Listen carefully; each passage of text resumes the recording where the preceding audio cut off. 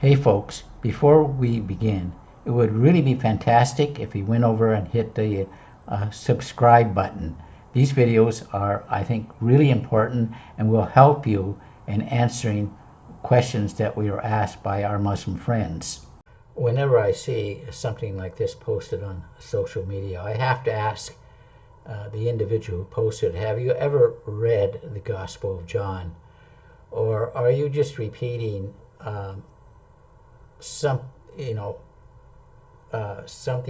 from your imam or something that someone has told you?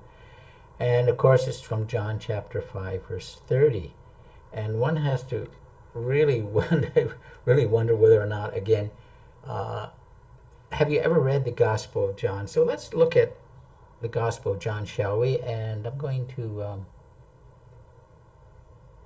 read this for you, and then we'll go back to it here. But if we look at John chapter 5, John chapter 5 is the background is basically Jesus has just healed a man who has been an invalid for about 38 years. And if we look at beginning at verse, I want to begin at verse 16. Because Jesus healed this man on the Sabbath. And this is why the Jews were persecuting Jesus, because he was doing these things on the Sabbath. In other words, Jesus was healing people on the Sabbath day. But Jesus answered. Now this was the answer from Jesus. But Jesus answered and said, my Father is working until now, and I am working. Notice throughout this chapter and throughout the Gospel of John, the Father-Son relationship. That is totally absent in Islam. I don't know why Muslims would even bother to quote anything from the Gospel of John to try to disprove Christianity. It's not there. The Gospel of John was written for a purpose.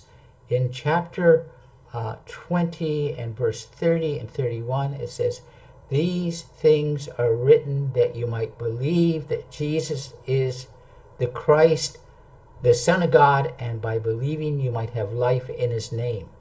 So John tells us why he wrote. So let's go on with this verse, shall we? And this is why the Jews were seeking all the more to kill him. This is verse 18.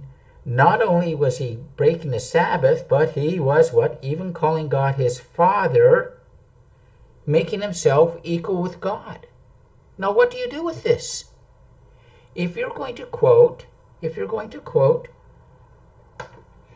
and post something like this, then you need to engage in the text and not laugh it off, not slough it off. If you do, you're being dishonest. So I'm just, like I say, I'm just amazed that our Muslim friends are constantly doing this. And again, it shows either ignorance or dishonesty. There's no other choice. Now, I'm willing to engage with Muslims in the text, but please, let's have an honest dialogue about it.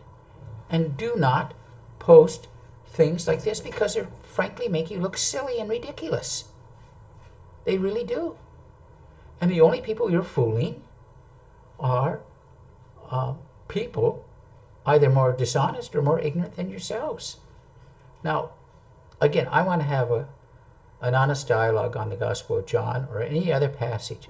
I'm willing to do that. But, once a wise man once told me that you cannot have a conversation or a dialogue with a dishonest person. So I'm going to give you the benefit of the doubt. I'm going to assume, for the present at least, that you just don't know what the Gospel of John teaches. Anyways, thanks for watching. Have a great day, and may God bless. And let's have a dialogue, okay? Shall we? Again, thank you for watching. Well, thank you for watching. I really appreciate that you've taken the time to watch this video. Now, if you found this video helpful and really believe that it can help you answer questions from our Muslim friends, It would really be fantastic if you went over and hit the like and subscribe button. Thank you.